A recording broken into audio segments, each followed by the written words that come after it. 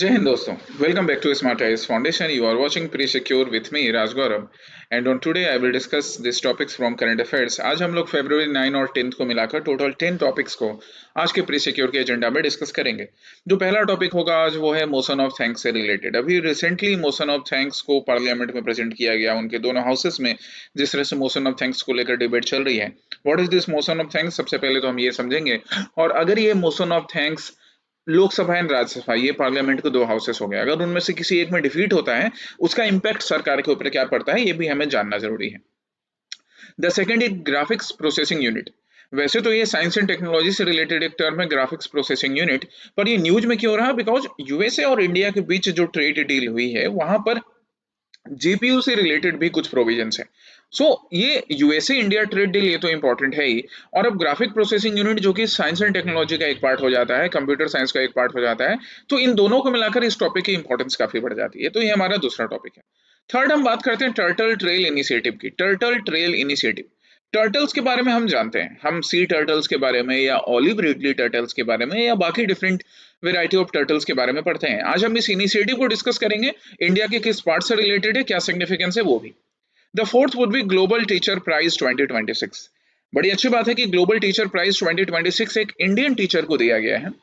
किस तरह से दिया जाता है, कौन इसके लिए एलिजिबल होते हैं, क्या सिग्निफिकेंस है वो. देन हम वर्ल्ड मैप से रिलेटेड, वर्ल्ड मैप या इंडिया के पर्सपेक्टिव में वर्ल्ड मैप से रिलेटेड सिपकीला पास की बात करेंगे कि सिपकीला पास इंडिया के लिए तो इंपॉर्टेंट है ही, पर एक स्ट्रेटेजिक लोकेशन पे होने की वजह से हम इसको वर्ल्ड के पर्सपेक्टिव में भी इसके इंपॉर्टेंस को देख सकते हैं. The next topic would be Thwaites Glacier. Thwaites Glacier. This Thwaites Glacier was mentioned in the news. जब हम ग्लेशियर की बात करते हैं तो जैसे एक ग्लेशियर तो देखो हमारे पास है हमारा हिमालयन ग्लेशियर, पर यहाँ थ्वाइट्स ग्लेशियर ना ये अंटार्कटिका रीजन में पड़ता है. But due to the climate change and due to the increase in temperature of the overall climate, this Thwaites Glacier it is facing threat. और ये ना आपके ज्योग्राफी में, आपके प्रीलिम्स में, यूपीएससी से रिलेटेड यहाँ पे ऐसे क्वेश्चंस आने के काफी चांसेस होते हैं. ओके. देन हम जबरवान माउंटेन रेंजेस की बात करेंगे. अगेन आज से यूपीएससी का प्रीलिम्स क्रैश कोर्स स्टार्ट हो रहा है 4:30 PM में, जहां पर तुम लोग क्लासेस अटेंड करोगे. वहां पर मैं डिस्कस करूंगा कि ना हमारा अप्रोच क्या होना चाहिए यूपीएससी को लेकर. स्पेशली जैसे ज्योग्राफी की बात करेंगे, आज हम ज्योग्राफी सब्जेक्ट स्टार्ट करेंगे कि ये माउंटेन रेंजेस से रिलेटेड क्वेश्चंस आते हैं या ग्लेशियर से रिलेटेड क्वेश्चंस आते हैं, तो इनको कैसे अप्रोच किया जाए, कैसे कॉन्सेप्ट और फैक्ट दोनों को बैलेंस किया जाए. The next topic would be sodium ion batteries, sodium ion और lithium ion batteries के बीच का comparison. And last but not least would be cabinet secretariat. ये भी न्यूज में रहा था, cabinet secretariat top level bureaucrats जो होते हैं या बाकी जो ब्यूरोक्रेट्स हैं उनके परफॉर्मेंस को इंप्रूव करने के लिए, ताकि ओवरऑल गवर्नेंस अच्छा हो सके, उसको लेकर कुछ नए अपडेट्स आए हैं. और फिर प्रैक्टिस क्वेश्चंस होंगे. तो 9 और 10 दोनों फरवरी का जो प्री सिक्योर है वो आपके लिए प्रेजेंट हो जाएगा without any loss. Okay, come to the very first topic, the motion of thanks. यहाँ पे आप देख सकते हो द हिंदू का एक article that the Rajya Sabha adopts the motion of thanks amid protests by the opposition. Rajya Sabha में अपोजिशन प्रोटेस्ट तो कर रहा था मोशन ऑफ थैंक्स को लेकर.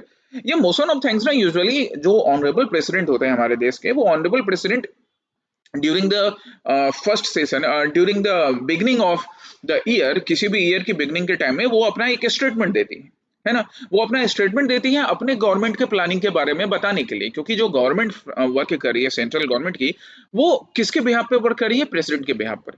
अब वो जो प्रेसिडेंट का एड्रेस है, उस प्रेसिडेंट को एड्रेस को प्रेजेंट किया जाता है लोकसभा एंड राज्यसभा में डिस्कस कर लेके, फिर उस पर डिस्कशन किया जाता है और वोटिंग की जाती है. तो राज्यसभा में ये पास हो चुका है.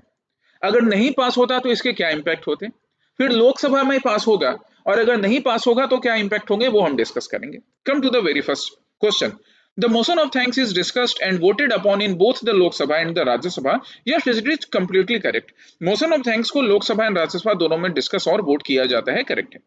Unlike a no confidence motion which needs not state any region, a censure motion must specify the region for its adoption. ये भी सही है. देखो आप इंडियन पॉलिटी की क्लासेस में ना डिफरेंट मोशंस के टाइप्स पढ़ते हो. आज हम लोग अगर बात कर रहे हैं तो जो नो कॉन्फिडेंस मोशन होता है उसको ना किसी रीजन को प्रेजेंट करने की जरूरत नहीं होती है. बट जो सेंसर मोशंस होते हैं, right, there are other motions as well.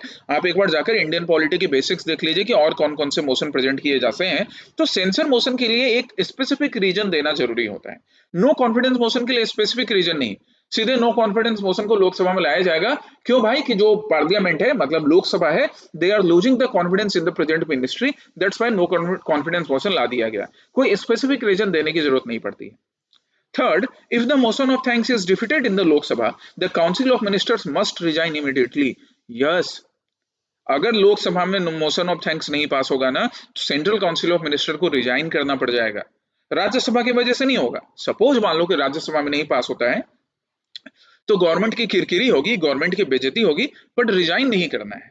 But अगर लोकसभा में नहीं पास हुआ तो रिजाइन करना पड़ जाएगा। तीनों स्टेटमेंट यहाँ पर करेक्ट है, 1, 2 and 3, all the 3 statements are correct. Okay, now come to the motion of thanks, जिसको कि प्रेसिडेंट ऑफ एड्रेस जैसे सॉरी जैसे मैंने बताया कि प्रेसिडेंट के एड्रेस को ही डिस्कस किया जाता है। इसका कॉन्स्टिट्यूशनल बेसिस देखें तो आर्टिकल 87 इसका कॉन्स्टिट्यूशनल बेसिस है। टाइमिंग क्या होती है, किसी भी सेशन जब पहला ईयर स्टार्ट होता है तो फर्स्ट सेशन से पहले या हर जनरल इलेक्शन के बाद प्रेसिडेंट एड्रेस करते हैं, उसी को हम क्या बोलते हैं, मोशन ऑफ थैंक्स। उसी को हम प्रेसिडेंट का एड्रेस बुलाते हैं और उसे पार्लियामेंट में दोनों हाउसेस में डिस्कस एंड वोटिंग किया जाता है as a name of motion of thanks. ठीक है, this address corresponds to the speech from the throne in Britain. सिंस हमने पार्लियामेंट्री फॉर्म ऑफ गवर्नमेंट वो कहां से अडॉप्ट किया है गाइस, ब्रिटेन से। तो ब्रिटेन में भी इस तरह से ना थ्रोन की एड्रेस मतलब क्वीन या किंग का एड्रेस होता था, वही हमने यहाँ पर इंस्पायर होके हमने भी उसे अपने यहाँ प्रैक्टिस स्टार्ट कर दिया। पार्लियामेंट्री प्रोसेस की बात करें तो दोनों हाउस में प्रेजेंट किया जाता है, वोट किया जाता है। अगर लोकसभा में पास नहीं हुआ तो जो मिनिस्ट्री है उसको रिजाइन करना पड़ेगा। राज्यसभा में पास नहीं हुआ तो मिनिस्ट्री को रिजाइन करने की जरूरत नहीं होती है, एम्बैरेसमेंट होता है, वही बेइज्जती करे आप तो राज्यसभा में पास नहीं करवा पाए। चलिए, अब हम सोर्सेस की बात करें और डिफरेंट मोशंस को डिस्कस कर लें, मतलब sources, house, scope, reasoning, implications के कंपैरिजन में। तो यहाँ पर हम लोग motion of thanks, no confidence motion and censure motion को डिस्कस कर रहे हैं। सबसे इंपॉर्टेंट नो कॉन्फिडेंस मोशन हो गया रूल 198 के अकॉर्डिंग, और बाकी हमारा मोशन ऑफ थैंक्स हम यहाँ देख चुके थे आर्टिकल 87 के अकॉर्डिंग। ठीक है, नो कॉन्फिडेंस मोशन को लेकर कॉन्स्टिट्यूशनल प्रोविजंस की बात नहीं कर रहे हैं, हम यहाँ पार्लियामेंट्री रूल्स की बात कर रहे हैं, रूल्स ऑफ लोकसभा 198। और सेंसर मोशन ये डिपेंड करता है कि किस हाउस में लाया गया है। यूजुअली लोकसभा में लाया जाता है censure motion, no confidence motion भी लोकसभा में ही, और हाउस मोशन ऑफ थैंक्स जो है वो दोनों हाउस में प्रेजेंट किया जाता है। नो कॉन्फिडेंस मोशन की बात करें तो इसके लिए कोई रीजन देने की जरूरत नहीं है, सेंसर मोशन के लिए रीजन जरूर देना पड़ता है। नो कॉन्फिडेंस मोशन अगर पास हो गया तो रिजाइन करना पड़ जाएगा। सेंसर मोशन के लिए रेजिग्नेशन रिक्वायर्ड नहीं है, but the government must seek confidence immediately, क्योंकि अगर कोई सेंसर मोशन किसी मिनिस्टर या किसी पॉलिसी के अगेंस्ट लाया गया और वो सेंसर मोशन पास हो गया तो गवर्नमेंट अपना कॉन्फिडेंस लूज करने के कगार पे आ जाती है कि उनकी पॉलिसी को अपोजिशन चैलेंज कर रहा है। ठीक है, और जहां तक बात करें हम मोशन ऑफ थैंक्स का, तो लोकसभा में अगर मोशन ऑफ थैंक्स पास नहीं हुआ तो सरकार को रिजाइन करना पड़ जाएगा। वो इस तरह से कि जो प्रेसिडेंट है अपने सरकार के बारे में बता रहे हैं, लोकसभा के मेंबर्स ही उस पर भरोसा नहीं दिखा रहे हैं, तो ये प्रेसिडेंट के लिए भी गलत है और प्रेसिडेंट के बिहाफ पे जो सरकार रूल करती है उसके लिए भी। ओके, चलिए नेक्स्ट टॉपिक पर चलते हैं। चलिए, तो हमारा सेकंड टॉपिक है किसके ऊपर, सेंट्रल प्रोसेसिंग यूनिट और जीपीयू ग्राफिक्स प्रोसेसिंग यूनिट के कंपैरिजन को। देखो, जैसे मैंने बताया था कि इंडिया यूएस ट्रेड डील में जीपीयू एक्सेस के बारे में मेंशन है। जीपीयू एक्सेस क्या है कि जनरली ग्राफिक्स प्रोसेसिंग यूनिट के लिए ना हम काफी ज्यादा इंपोर्ट पे डिपेंडेंट है गाइज। ठीक है, हम इंपोर्ट करके ग्राफिक्स प्रोसेसिंग यूनिट अमेरिका से लाते हैं, और अब इस इंडिया यूएस ट्रेड डील से वो जीपीयू का इंपोर्ट, या अमेरिका की तरफ से कहें तो जीपीयू का एक्सपोर्ट, और इंडिया की तरफ से कहें तो जीपीयू का इंपोर्ट और ज्यादा बढ़ जाएगा। तो हमारी डिपेंडेंसी ना अमेरिका पे बढ़ती जाएगी। This thing should be criticise, इसको क्रिटिसाइज और क्वेश्चन करना चाहिए, क्योंकि इवन सरकार के प्लान में पिछले साल ज्यादा बजटरी एलोकेशन था जीपीयू के प्रोडक्शन को लेकर, राइट, इसके रिसर्च को सपोर्ट करने से लेकर, और इस साल उस चीज को कट कर दिया गया है। ये सारी चीज आज हम डिस्कस करेंगे। पहले जीपीयू और सीपीयू को देख लेते हैं। तो पहला स्टेटमेंट यहाँ पर क्या है, और ऐसे क्वेश्चंस भी हम रेगुलर प्रैक्टिस करते रहेंगे ताकि आपके आने वाले अपकमिंग यूपीएससी और बाकी स्टेट पीसीएस प्रीलिम्स में आपको दिक्कत ना हो, स्टेटमेंट बेस्ड प्रैक्टिस क्वेश्चन में भी।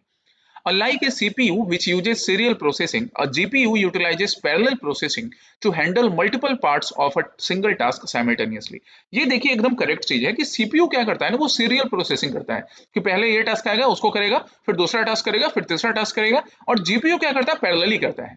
पैरेलली टास्क करने का मतलब, जैसे मैं तुमको एग्जांपल देता हूं, अब अभी मैं तुम्हारे लिए यहाँ पे प्री सिक्योर का मैंने ये फाइल प्रिपेयर किया, आपके लिए रिकॉर्ड कर दिया। अब इसी टाइम में मैं क्या किया कि ठीक है, अब प्री सिक्योर करने के साथ साथ ही कि चलो अब मुझे इसके बाद दूसरा क्लास लेना है, शाम को आपको ज्योग्राफी पढ़ाना है, आपको मॉडर्न हिस्ट्री पढ़ाना है, तो वो भी मेरे दिमाग में चल रहा है कि ठीक है मैं आज ये टॉपिक पढ़ाऊंगा, मैं आज वो कराऊंगा ये। तो ये है पैरेलल प्रोसेसिंग, उससे ना थोड़ी प्रोसेसिंग फास्ट हो जाती है। सीरियल प्रोसेसिंग की पहले हम एक काम करेंगे तब दूसरे के बारे में सोचेंगे, थोड़ी स्लो रहती है। इसलिए जिन डिवाइसेस में आपके लैपटॉप में अगर ग्राफिक्स कार्ड होता है ना, ये जीपीयू को सिंपली आम बोलचाल की भाषा में ग्राफिक्स कार्ड बोलते हैं, तो उसका ना प्रोसेसिंग स्पीड फास्ट होता है कि नहीं, जिन लैपटॉप में ग्राफिक्स कार्ड है। तो पहला स्टेटमेंट करेक्ट। ठीक है, समझ गए सीपीयू जीपीयू।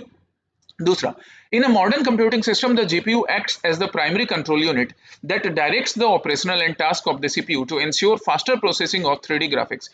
Actually not. चाहे वो मॉडर्न कंप्यूटिंग हो या ओल्ड कंप्यूटिंग हो, प्राइमरी कंट्रोलिंग यूनिट सीपीयू ही होता है।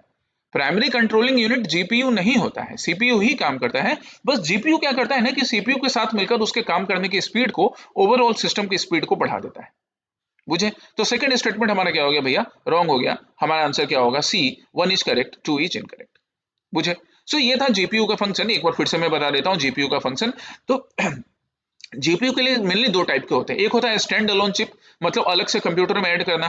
कई बार आपको बोला गया होगा कि आप अपने डेस्कटॉप में या इवन लैपटॉप में भी अलग से आप ग्राफिक्स कार्ड ऐड करवा लो। दूसरा होता है इंटीग्रेटेड चिप। ये इंटीग्रेटेड चिप आपके सीपीयू के साथ ही ऐड होकर आता है। आपके लैपटॉप में ऐसा लिखा रहता है ग्राफिक्स कार्ड इंक्लूडेड, एनवीडिया का ग्राफिक्स कार्ड, फलाना कंपनी का ग्राफिक्स कार्ड, चिलाना कंपनी का ग्राफिक्स कार्ड, ऐसे लिखा रहता है।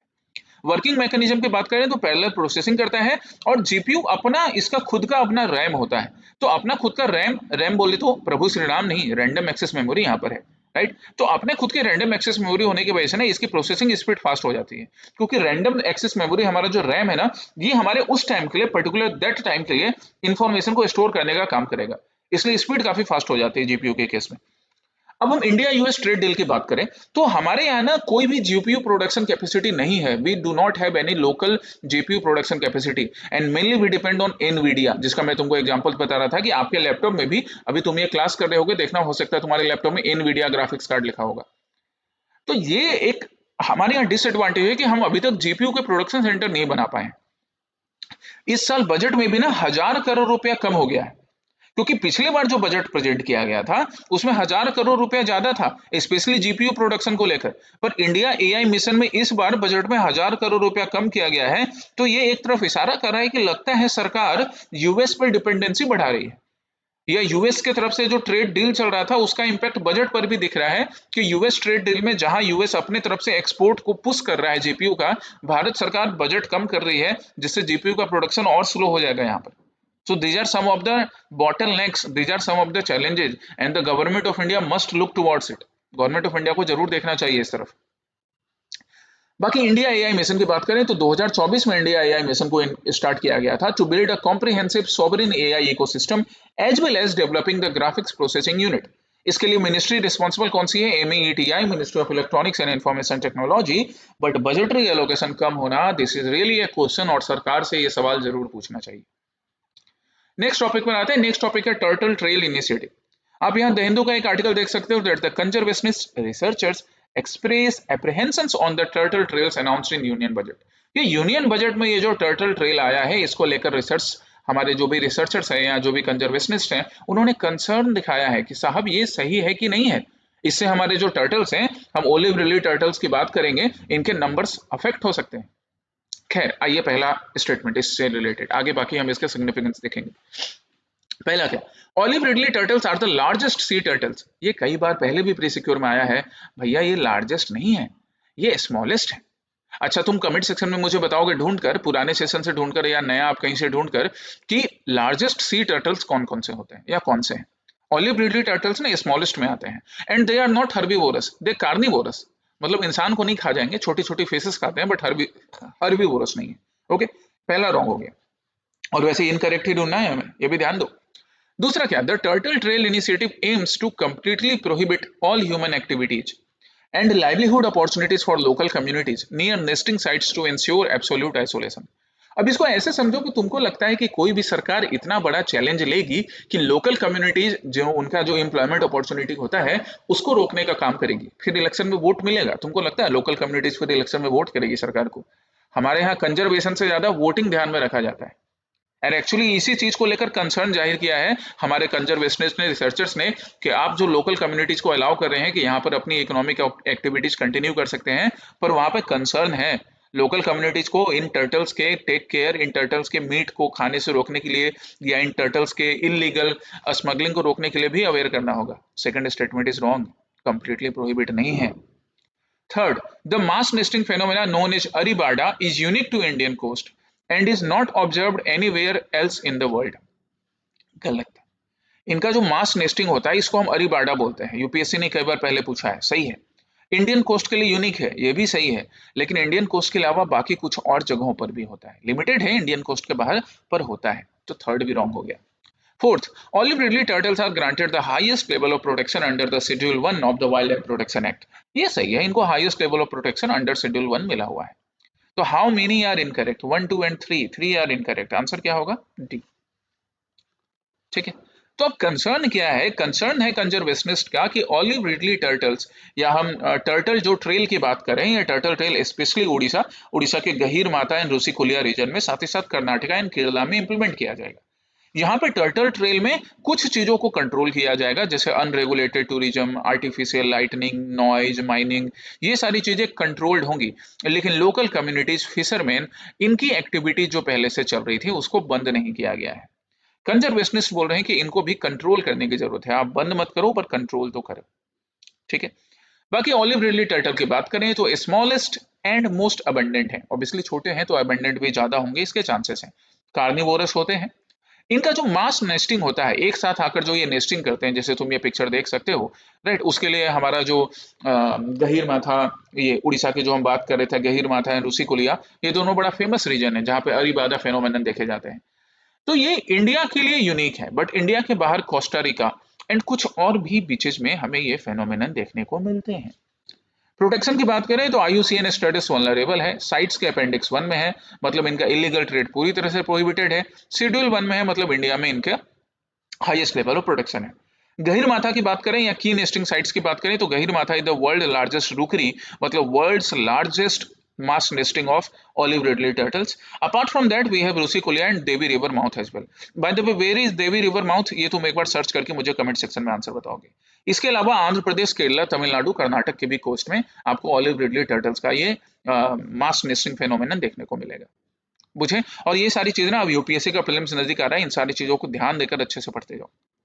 नेक्स्ट टॉपिक है हमारा global teacher prize 2026। Global teacher prize, global teacher prize ये न्यूज में क्यों रहा? बिकॉज एक इंडियन टीचर को, आप यहाँ देख सकते हो एक मैम को, that she wins the global teacher prize at world government summit. वाह, फक्र है ना, सैल्यूट है इनके लिए कि इन्होंने भारत के हम सारे टीचर्स का मान बढ़ाया। ठीक है, चलिए पहला statement. The prize is organised by the Varkey Foundation in collaboration with the United Nations educational, scientific and cultural organisation. बोले तो यूनेस्को, एकदम करेक्ट है। वर्की फाउंडेशन यूनेस्को के साथ मिलकर ये अवार्ड देने का, ये प्राइज देने का काम करता है। Rubal Negi, an Indian teacher and a social worker, was awarded the 2026 prize for her initiative Living Walls of Learning। बहुत बहुत बढ़िया। इसी इनिशिएटिव के लिए रूबल नेगी मैम को इस अवार्ड से सम्मानित किया गया 2026 में। The award is exclusively open to teachers working in government funding public schools. ऐसा क्यों भाई? सिर्फ गवर्नमेंट स्कूल्स में ही पढ़ाने वाले टीचर्स टीचर्स होते हैं क्या? प्राइवेट स्कूल्स में नहीं होते हैं क्या? जो एनजीओ में पढ़ाते हैं वो टीचर्स नहीं होते हैं? वो भी वैसे ही टीचर होते हैं। इसलिए थर्ड स्टेटमेंट रॉन्ग हो गया। आंसर क्या होगा? 1 एंड 2 ओनली। करेक्ट ढूंढना था। बुझे? चलिए, सो इस अवार्ड की बात करें तो 2024-14 से इस अवार्ड को स्टार्ट किया गया। वर्की फाउंडेशन और यूनेस्को के साथ मिलकर इस अवार्ड को दिया जाता है। प्राइज मनी वगैरह क्या है, आप यहाँ देख सकते हो। और public, private, alternate school, NGO के स्कूल्स, इन सब में काम करने वाले जितने भी हमारे टीचर हैं पूरे वर्ल्ड में, वो इस अवार्ड के लिए एलिजिबल हैं। राइट, उनको अपने इनोवेटिव टीचिंग प्रैक्टिसेस के लिए, स्टूडेंट्स के ऊपर क्या उनका पॉजिटिव इंपैक्ट पड़ता है, कैसे उनके लाइफ को वो चेंज करते हैं, एंड किस तरह से चैलेंजिंग एनवायरनमेंट में भी स्टूडेंट्स को पढ़ने लायक बनाते हैं, उनको अपने सपनों को सच करने लायक बनाते हैं। इन क्राइटेरिया को अगर वो फुलफिल कर रहे हैं तो ग्लोबल टीचर प्राइज से सम्मानित किया जा सकता है।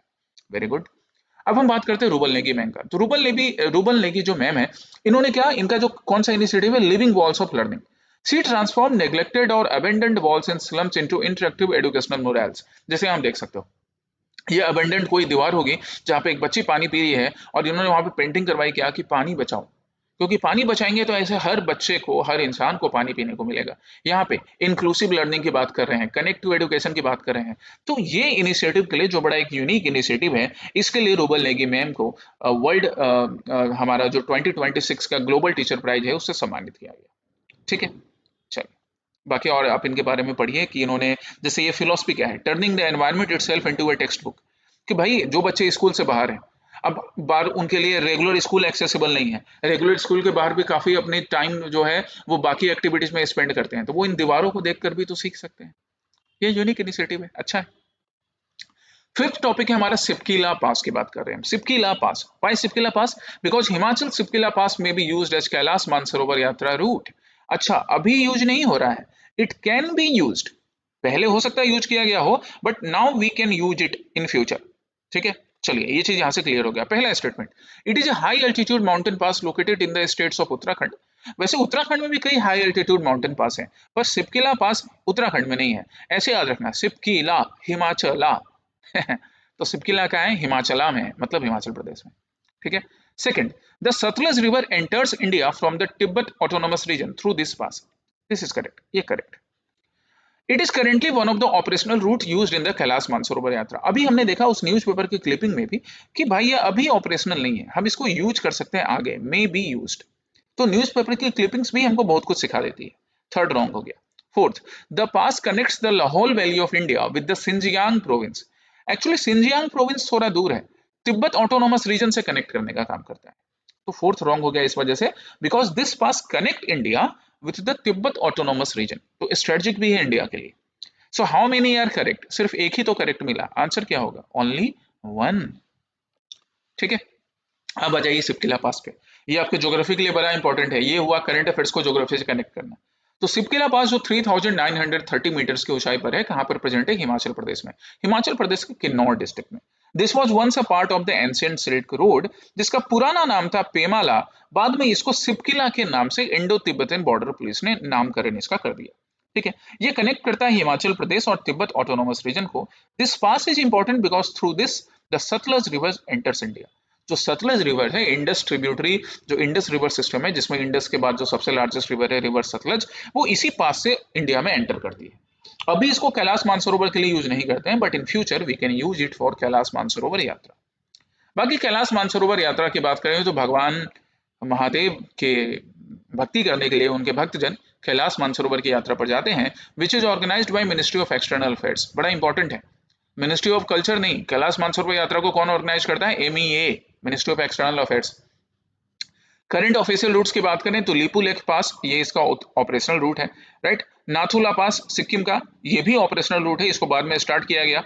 इम्प्लीमेंटेशन पार्टनर्स की बात करें तो government Uttarakhand, Sikkim, Uttar Pradesh, along with ITBP, ये सारे मिलकर हमारे इस कैलाश मानसरोवर यात्रा को सक्सेसफुल बनाते हैं। यहाँ पर एक मैप है जहां पर आप मेजर पासेस इन इंडिया को देख सकते हो, गो थ्रू इट केयरफुली, इसको केयरफुली देखिए, ये आपके ज्योग्राफी के क्वेश्चंस बनाने में प्रीलिम्स में बड़ा हेल्प करेगा। The next topic, Thwaites glacier. Thwaites glacier की बात करें तो ये न्यूज में था, क्यों, क्योंकि थ्वाइट्स ग्लेशियर को लेकर कंजर्वेशनिस्ट ने बोला कि क्लाइमेट चेंज की वजह से ये ग्लेशियर पिघल रहा है, और ये ग्लेशियर ना डूम्सडे ग्लेशियर भी बुलाया जाता है। डूम्सडे ग्लेशियर, कि जिस दिन ये ग्लेशियर पिघलेगा उस रोज डूम्सडे आएगा, उस रोज हम लोग डूब जाएंगे, एटलीस्ट कोस्टल रीजन के लोग, इसलिए कंसर्न है बाबू। पहला स्टेटमेंट क्या, it is located in the west Antarctica and flows into the Amundsen, क्या नाम है भैया, एमुंडसेन सी, एमुंडेन सी, जो भी तुम इसको जैसे प्रोनाउंस कर दो यार, एमुंडसेन सी। तो ये बात एकदम सही है कि हमारा जो थ्वाइट्स ग्लेशियर है, ये अमुंडसेन सी यहाँ पर फ्लो होके जाता है, ये इसका आप लोकेशन देख सकते हो अंटार्कटिका में।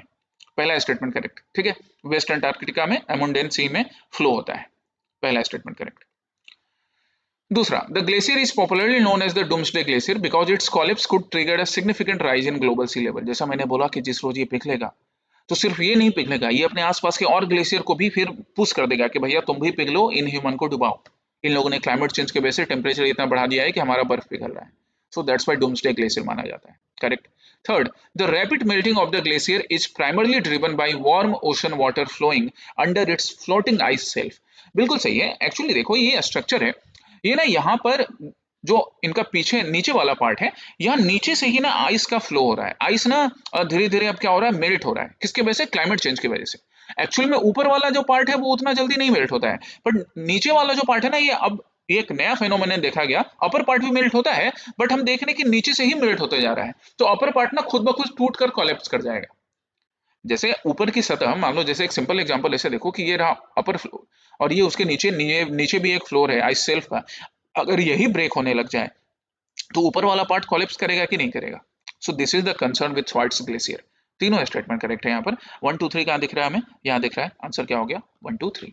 लोकेशन आपने देख लिया, वेस्ट अंटार्कटिका है, अमुंडसेन सी, अमुंडी सी इसी में जाकर मिल रहा है, अमुंडी सी नाम नया दिया मैंने इसको, अमुंडी सी। चलिए, सो वेस्ट अंटार्कटिका में and it floats into Amundsen sea, Amundsen sea, और काफी बड़ा ग्लेशियर है, इवन यूके के साइज के बराबर है, मीन्स काफी बड़ा है।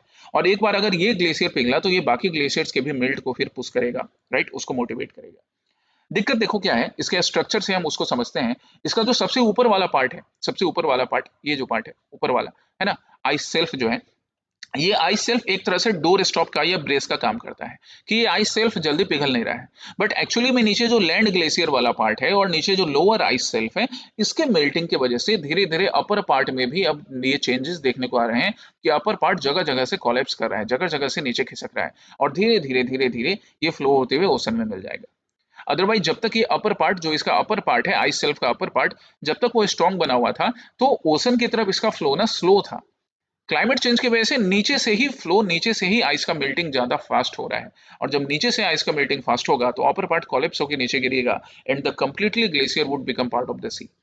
जिसके इम्पैक्ट की बात करें तो डायरेक्ट इम्पैक्ट हो सकता है 1/2 मीटर तक का सी लेवल राइज, राइट। और साथ ही साथ थ्वाइट्स के अलावा बाकी जो ग्लेशियर्स हैं, they would also start melting faster, जिससे कोस्टल फ्लडिंग, स्टॉर्म में सर्ज होना एंड इरोजन कोस्ट लाइन का, ये सारे चैलेंजेस फेस करने को मिल सकते हैं। So this was in the news. आप इसका लोकेशन भी याद रखिएगा, और थ्वाइट्स ग्लेशियर कैसे वर्क करता है, कैसे अपर आइस सेल्फ जो है that is very much important, ये हार्ड है, लेकिन लोअर जो पार्ट है आइस सेल्फ का वो मेल्ट हो रहा है। इवन लैंड वाला जो पार्ट है, अब धीरे धीरे ओशन का जो लेवल है ना, वो लैंड के ऊपर बढ़ता जा रहा है। क्यों लैंड से ऊपर बढ़ता जा रहा है? ओशन का पार्ट, ओशन का लेवल इसलिए बढ़ता है जब आइस का मेल्ट ज्यादा होता है। तो क्लाइमेट चेंज की वजह से, आइस मेल्ट हो रहा है, वो आइस मेल्ट बहकर कहाँ जा रहा है? ओशन में। तो ओशन धीरे धीरे ऊंचा तो होता ही जाएगा लैंड से। So this is a concern with Thwaites glacier, ये एक कंसर्न है थ्वाइट्स ग्लेशियर को लेकर। Number 7 question, sodium ion batteries की हम बात करते हैं। सोडियम आयन बैटरीज, तो सोडियम आयन बैटरीज को लेकर एक बड़ा अच्छा आर्टिकल क्या आया, rethinking the battery strategy in India, the case for sodium ion technology. Sodium ion technology और लिथियम आयन टेक्नोलॉजी को लेकर एक बड़ा अच्छा आर्टिकल इस पे था, हम आज उसको पढ़ेंगे। पहला स्टेटमेंट क्या, सोडियम आयन बैटरीज के लिए, they use hard carbon as the anode material instead of the graphite used in the lithium ion battery.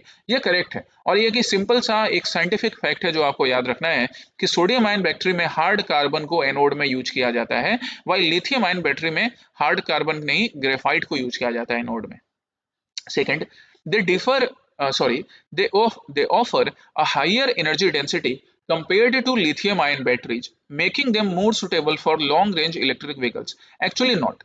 Energy density की बात करें तो वो लिथियम आयन में ज्यादा होता है, that's why lithium ion battery long range electric vehicles के लिए, जैसे कार के लिए या बस के लिए जरूरी है, बस के लिए यूजफुल होते हैं। और जो हमारा सोडियम आयन बैटरी है ना, इसकी एनर्जी डेंसिटी कम होती है लिथियम आयन के कंपैरिजन में, इसलिए जो व्हीकल्स शॉर्ट डिस्टेंस के लिए होते हैं, जैसे स्कूटी हो गया, है ना, अब कुछ लोग स्कूटर लेके यहाँ से चाहे क्या बोलते हैं, अरुणाचल प्रदेश से शुरू करके गुजरात चले जाएं तो वो उनकी बात है, अदरवाइज स्कूटी वगैरह डेली कम्युनिकेशन के लिए यूज करने के लिए होना चाहिए, राइट।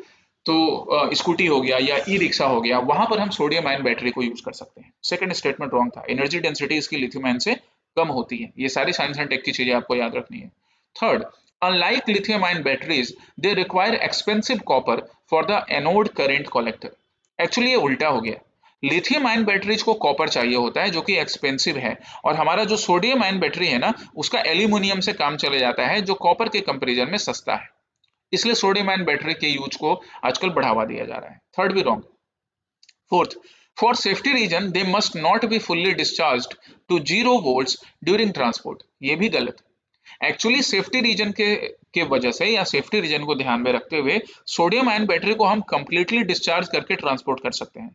लिथियम आयन बैटरी को अगर कंप्लीटली डिस्चार्ज किया जाए ना, तो वहां पर फिर रिस्क हो जाता है बैटरी के लाइफ को लेकर। सो फोर्थ स्टेटमेंट भी रॉन्ग हो गया। कितने करेक्ट हुए अभी तक में से? सिर्फ 1 करेक्ट हुआ, बाकी 2, 3, 4 गलत थे। आंसर क्या होगा? Only 1, B. ठीक है, चलिए, तो यही जो फंक्शंस था मैंने आपको समझाया, स्पेशली इसके एनर्जी डेंसिटी की बात करेंगे, एनोड में हार्ड कार्बन को यूज करते हैं, और साथ ही साथ यहाँ पे एल्यूमिनियम को यूज किया जाता है जो लिथियम आयन के कंपैरिजन में सस्ता है। Why? Because in lithium ion we use the copper. ठीक है, ये मेन चीजें आपको याद रखनी है। बाकी हम एडवांटेजेस की बात करें तो कॉस्ट इफेक्टिव होता है। कॉस्ट इफेक्टिव होने के लिए सबसे बड़ा एक मेन रीजन है कि यहाँ पे कॉपर नहीं एल्युमिनियम यूज कर रहे हैं। नॉन फ्लेमेबल भी होता है, इसका मतलब सेफ है। 0 वोल्ट डिस्चार्ज, मतलब इसको कंप्लीटली ड्रेन करके ट्रांसपोर्ट किया जा सकता है। वहीं दूसरी तरफ लिथियम आयन बैटरी को अगर कंप्लीटली ड्रेन किया गया तो वो डेंजरस हो सकता है। टेम्परेचर रेजिलियंस भी है, it can work in extreme temperature like -20 degree centigrade to +60 degree centigrade. इस टेम्परेचर रेंज में जो इंडिया में काफ़ी, इंडिया के क्लाइमेट को देखेंगे अगर, तो इस टेम्परेचर रेंज में, वाइड टेम्परेचर रेंज में वर्क कर सकता है। That's why lithium ion batteries पर डिपेंडेंसी कम होकर सोडियम आयन बैटरी पर डिपेंडेंसी को, सोडियम आयन बैटरीज पे रिसर्च या यूज को बढ़ाया जा सकता है। हालांकि इसकी एनर्जी एफिशिएंसी थोड़ी कम होती है या एनर्जी डेंसिटी कम होती है। दैट्स वाई लो जो व्हीकल्स लो लॉन्ग रेंज के लिए नहीं, शॉर्ट रेंज के लिए यूज किए जाते हैं, वहां पर इसको प्रेफर किया जाता है, जैसे स्कूटी, रिक्शा, इन सब में। ठीक है, या बाकी हाउस होल्ड एप्लियंसेस में जहाँ पे यूज किया गया फिर बाद में चार्ज कर दिया गया, लो कॉस्ट इलेक्ट्रॉनिक्स में। नेक्स्ट हमारा टॉपिक है जबरवान माउंटेन रेंजेस। जबरवान माउंटेन रेंज क्या है? ये जबरवान माउंटेन रेंज द हिंदू में सिंपल एक क्लिपिंग्स आई थी, पर इन क्लिपिंग से भी यूपीएससी को क्वेश्चन बनाने में बड़ा मजा आता है, क्योंकि इस क्लिपिंग में यहाँ पर लिखा हुआ है जबरवान माउंटेन, ये सामने है डल लेक, हो सकता है आप कभी घूमने गए होंगे, और ये जो पीछे ये बैकग्राउंड में जो माउंटेन रेंज दिख रहा है यही है जबरवान, क्या बुलाते हैं इसको? जबरवान माउंटेन रेंजेस। आइए पहला statement, it is a some mountain range situated between the Pir Panjal range and the Great Himalayan range in the central Kashmir Valley। एकदम सही बात है, पूरी तरह से सही बात है कि ये पीर पंजाल रेंज और ग्रेट हिमालयन रेंज के बीच में सिचुएटेड है और सेंट्रल कश्मीर वैली का पार्ट है, जैसे कि आप देख सकते हैं सामने डल लेक, पीछे जफरवान range. Second, the range houses the Hemis National Park, which is famous for the conservation of the snow leopard। Hemis national park इस रीजन में नहीं है गाइज, वो लद्दाख रीजन में है और ज्यादा एल्टीट्यूड पे है ना, और यहाँ स्नो लेपर्ड नहीं मिलता है। आपने कभी नहीं सुना होगा कि डल लेक में घूमते हुए स्नो लेपर्ड दिख गया। ठीक है, डल लेक में घूमते हुए आपको डियर के स्पीसीज दिखते हैं, स्नो लेपर्ड नहीं। बुझे? चलिए, so Zabarwan mountain range central Kashmir valley वाले रीजन में पड़ता है, पीर पंजाल और ग्रेट हिमालयन के बीच में, सामने डल लेक है और पीछे एक बढ़िया सा पिक्चरेस्क लोकेशन जबरवान रेंज से आता है। इसके हाईएस्ट पीक की बात करें तो महादेव पीक इसका हाईएस्ट पीक है। की अट्रैक्शंस की बात करें तो इस रीजन में आपको मुगल गार्डन्स मिलते हैं। मुगल गार्डन्स मतलब बाबर के टाइम से जो गार्डन की टेक्नोलॉजी पॉपुलर हुई, चार बाग स्टाइल। चार बाग स्टाइल मैंने तुम लोगों को क्लास में बताया है, जहाँ पे बाग में एक सेंटर पॉइंट बनाया जाता था अट्रैक्शन का, वहाँ पे कभी फाउंटेन लगा दिया गया, कभी कोई स्टोन लगाया गया, कुछ डेकोरेशन किया गया, और वहां तक पहुंचने के चार रास्ते थे, चार बाग। तो ऐसे कई बाग शालीमार में, निशांत बाग, चहासना शाही, ये सब मुगल गार्डन्स उस रीजन में आपको मिलते हैं। आदि गुरु शंकराचार्य को डेडिकेटेड एक टेम्पल भी इस रीजन में है। मॉडर्न अट्रैक्शन की बात करें तो इंदिरा गांधी ट्यूलिप गार्डन, जो कि एशिया का लार्जेस्ट ट्यूलिप गार्डन है, आप यहाँ पिक्चर देख सकते हो, इसी रेंज में है। जबरवान पार्क भी है जहाँ पे हॉट एयर बलूनिंग की जाती है। अपार्ट फ्रॉम दैट द चिंगम national park is also in this region where you can find Kashmir stag और हंगुल। कश्मीर स्टैग की बात करें तो क्रिटिकली इंडेंजर्ड है, साइट्स के अपेंडिक्स 1 में है और वाइल्ड लाइफ प्रोटेक्शन एक्ट के शेड्यूल 1 में। तो ये जबरवान माउंटेन रेंज और उससे रिलेटेड ये सारा इंफॉर्मेशन आपके लिए रहा, अपकमिंग प्रीलिम्स के लिए बहुत ज्यादा important. Okay, last but not the least topic for today is cabinet secretariat and it's administrative reforms. कि कैबिनेट सेक्रेटेरिएट को लेकर क्या क्या एडमिनिस्ट्रेटिव रिफॉर्म्स किए जा रहे हैं, क्या लिखा हुआ है यहाँ। From file disposal to output, union secretaries now get to report card each. यहाँ पे देखो रिपोर्ट कार्ड है, ऐसा रिपोर्ट कार्ड है कि फाइल डिस्पोजल आपने टाइम पर किया या फाइल दबाकर बैठ गए, उसके लिए आपको 20 मार्क्स मिलेंगे। पब्लिक ग्रीवेंस के लिए 5 मार्क्स मिलेंगे। यहाँ पे मार्क्स बढ़ाना चाहिए था ना पब्लिक ग्रीवेंस के लिए, पर ठीक है, चलो कम से कम शुरू तो किया है, हो सकता है आगे जाके बढ़ा दे। तो ये सारी चीजों के अकॉर्डिंग ना इनको मार्क्स दिए जाएंगे, फिर इनका प्रमोशन डिसाइड होगा, सस्पेंशन डिसाइड होगा, वगैरह वगैरह। पहला statement, the cabinet secretariat functions directly under the ministry of home affairs. नहीं, डायरेक्टली प्राइम मिनिस्टर के अंदर काम करते हैं। ठीक है, not the home affairs. Second, under the prime minister मतलब प्राइम मिनिस्टर ऑफिस के अंदर, पीएमओ के अंदर। Under the new scorecard system for evaluating union secretaries, negative marks are deducted only for criminal misconduct and not for administrative delays like pending। नहीं, जब आप pending रखोगे ना फाइल का, तो नेगेटिव मार्क्स आपको मिलेंगे, और वो सिर्फ मिसकंडक्ट के लिए नहीं, फाइल पेंडिंग के लिए भी है, -12 नेगेटिव मार्क्स भी दिया जाएगा टोटल में। तो दोनों स्टेटमेंट यहाँ पर रॉन्ग हो गए, करेक्ट ढूंढना था। आंसर क्या होगा? Neither one nor two. ठीक है, cabinet secretariat its functions directly under the prime minister's office और the prime minister of India, right. Cabinet secretary की बात करें तो he is considered as the ex officio chairman of the civil services board. Senior most civil servant को cabinet secretary बनाया जाता है। अब ये कैबिनेट सेक्रेटरी अपने सेक्रेटेरिएट के फंक्शंस को या बाकी सेक्रेटेरिएट के फंक्शंस को कैसे इंप्रूव करेंगे? By using this score card. यहाँ पे आप देख सकते हो कौन कौन से मेजर्स के लिए क्या क्या स्कोर दिए जा रहे हैं। नेगेटिव का भी प्रोविजन है। अब नेगेटिव किस किस चीज के लिए दिया जाएगा, यहाँ देखो। नेगेटिव दिया जाएगा भाई एक्सेसिव स्पेंडिंग के लिए, कि आप फॉरेन गए और अपनी पूरी फैमिली लेकर गए, अपनी बीबी को, हस्बैंड को, बच्चे को, सास को, ससुर को, माँ को, बाप को, सबको लेकर गए। अरे सरकार उसका खर्चा थोड़ी दे रही है भैया। तो अगर आप एक्सेसिव स्पेंडिंग कर रहे हो तो आपको नेगेटिव मार्क मिलेगा। आपने फाइल काफी टाइम तक पेंडिंग रखी, आपको नेगेटिव मार्क मिलेगा। और आपने एमएसएमई को पेंडिंग पेमेंट टाइम पे नहीं किया, इसके लिए भी नेगेटिव मार्क मिलेगा। लेकिन एक और नेगेटिव मार्क होना चाहिए कि आपने पब्लिक के साथ सही से बात नहीं की। वो जिस तेवर में ये लोग सीनियर ब्यूरोक्रेट्स बात करते हैं कि जैसे भगवान है, अगर वो चीज पर भी नेगेटिव मार्क किया जाए ना तो गवर्नेंस और बेहतर हो जाए। खैर, ये मार्किंग का पैटर्न है, आप इसको एक बार देख सकते हो। ओके, इसके सिग्निफिकेंस की बात करें तो आउटकम बेस्ड एडमिनिस्ट्रेशन को प्रमोट करेगा। पीएम का जो विजन है कि ब्यूरोक्रेसी वो डिले ना करे और ब्यूरोक्रेसी गवर्नेंस का एक्चुअल पार्ट बन सके, प्राइम मिनिस्टर ने कई बार ऐसा बोला है। हालांकि प्राइम मिनिस्टर ने बोला है पर इसको एग्जीक्यूट करवाने के लिए अभी बहुत करने की जरूरत है और चेंजेस ब्यूरोक्रेसी के अंदर से भी होना चाहिए। उस चीज को भी ये सिग्निफाई कर रहा है। कंपैरिजन की बात करें तो it allows the government to compare performance within a department and between different departments, कि एक डिपार्टमेंट में डिफरेंट ऑफिसर्स किस तरह से काम कर रहे हैं, दो डिपार्टमेंट के बीच ऑफिसर्स कैसे काम कर रहे हैं, इन सारी चीजों का कंपैरिजन भी इस स्कोर कार्ड के बेसिस पर हो सकेगा। तो ये आपके आज के प्री सिक्योर के एजेंडा में मेन टॉपिक्स थे। अब हम जरा प्रैक्टिस क्वेश्चंस को डिस्कस कर लें। तो लास्ट 6 फरवरी को जो मैंने पहला प्रैक्टिस क्वेश्चन दिया था 2019 के प्रीवियस ईयर क्वेश्चन से, वहां पर रानियों अशोक की बात हो रही थी कि किस इंस्क्रिप्शन में अशोक का एक स्टोन पोर्ट्रेट है जहां पे अशोक को रानियों अशोकन से रेफर किया गया है इस नाम से। तो वो है कंगनहली। और यह कंगनहली इंस्क्रिप्शन कहाँ पर है गाइज? तो वो है सन्नति कर्नाटका में। यहाँ पे एक स्टोन स्क्रप्चर है जहां पे अशोक को अपनी क्वींस के साथ थ्रोन पर सिंहासन पे बैठे दिखाया गया है। Right, this is a very unique, जहां पर अशोक अपने स्टोन पोर्ट्रेट में है। गूगल पे जो आपको पिक्चर्स दिखती है अशोक का, वो इन्हीं पोर्ट्रेट से इंस्पायर होकर बनाई गई है। ठीक है, तो रानी अशोकन इज इन सन्नति कर्नाटका और कंगनहली। सेकंड था प्रीवियस ईयर क्वेश्चन 2011 का। यहां पर क्या लिखा गया था? That India maintains its early cultural contacts and trade links with South East Asia across the bay of Bengal. कि बे ऑफ बंगाल को क्रॉस करके इंडिया ने अर्ली टाइम से ही cultural and trade links establish किए थे। For this preeminence of early maritime history of the Bay of Bengal, which of the following could be the most convincing explanation? कि ऐसा क्या reason था जिसके वजह से बे ऑफ बंगाल में काफी पहले से हमारा मेरीटाइम लिंक बना रहा। अब पहला ऑप्शन क्या था, पढ़ते हैं चारों को। As compared to other countries, India has better shipbuilding technology in ancient and medieval times. वैसे एंशियंट टाइम्स में तो था, बट मिडाइवल टाइम्स में या एंशियंट एंड मिडाइवल दोनों को बात करें ना तो शिप बिल्डिंग टेक्नोलॉजी कुछ रूलर्स के पास थी, जैसे चोल चेर पांड्या। इन चोल चेर पांड्या में चोल के पास सबसे बड़ी थी। थोड़ी ship building knowledge Ahom rulers के पास था ब्रह्मपुत्र वैली में। थोड़ा और ship building knowledge Maratha rulers के पास था। थोड़ा ship building knowledge Mauryan rulers के पास था गंगा वैली में। बट इतना भी बढ़िया नहीं था कि पूरी इंडिया में पॉपुलर था। पहला स्टेटमेंट हो गया रॉन्ग। ठीक है। Second, the rulers of southern India always patronised traders, Brahmin priest and Buddhist monk in this context. This can be a coincidence कि सदर्न इंडिया के रूलर्स ने ट्रेडर्स को, ब्राह्मण प्रिस्ट को, बुद्धिस्ट मंक को पेट्रोनाइज किया हो, लेकिन ये कोई प्राइमरी रीजन थोड़ी हुआ मैरीटाइम हिस्ट्री को प्रमोट करने के लिए, है ना। अब अभी जैसे मान लो इंडिया स्पेस एक्सप्लोरेशन को प्रमोट कर रहा है, उसके लिए जरूरी थोड़ी है कि साइंटिस्ट के साथ रोज चाय पे चर्चा हो। राइट, वो एक कोइंसिडेंस हो सकता है। सेकंड भी wrong. Third, monsoon winds across the bay of Bengal facilitates sea voyages. ये एक पॉसिबल रीजन हो सकता है कि जो मॉनसून विंड्स होते हैं, आप मॉनसून का डायरेक्शन देखते हो ना, ऐसे आता है ना मॉनसून, ऐसे एंटर करता है इंडिया में।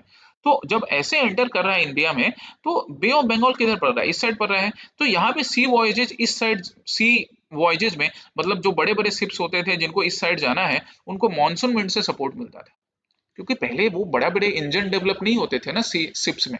तो इंजन जब नहीं है तो उनके लिए विंड की डायरेक्शन, विंड का स्पीड बड़ा मायने रखता था। So sea can be a possible reason, और यूपीएससी ने इसको ही सेलेक्ट किया था। ए और बी दोनों गलत थे। आंसर क्या होगा? सी।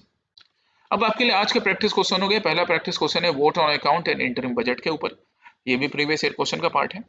दूसरा प्रैक्टिस क्वेश्चन है मोनाजाइट के ऊपर। मोनाजाइट अभी करंट अफेयर्स में मेंशन था, इवन फाइनेंस मिनिस्टर के स्पीच में भी मोनाजाइट का रेफरेंस था। तो अब ये दूसरा प्रैक्टिस क्वेश्चन, और एक और practice question monetary policy committee को लेकर। तो आज के लिए आपके 3 प्रैक्टिस क्वेश्चन हो गए आज के प्री सिक्योर, आज मतलब मंडे और ट्यूसडे के प्री सिक्योर को मिलाकर। फिर हम लोग नेक्स्ट कल प्री सिक्योर के सेशन में मिलेंगे और इस तरह से अपने करंट अफेयर्स को जनरल स्टडीज के अलग अलग सब्जेक्ट से रिलेट करके पढ़ते जाएंगे। Okay, so till then take care, study well, see you in UPSC crash course. जय हिंद।